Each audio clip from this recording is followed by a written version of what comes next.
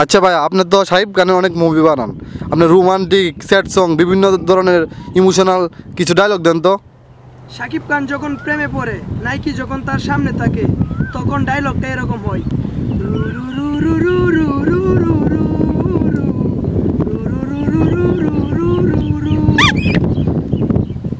তারপর যখন শাকিব খান প্রেমিকাকে না পায়, তখন এরকম হয়।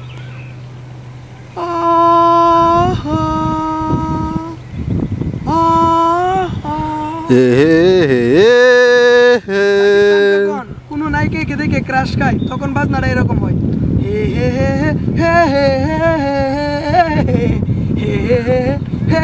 হে হে। তো বন্ধুরা, আপনারা যদি আমাদের কিং খান মেগা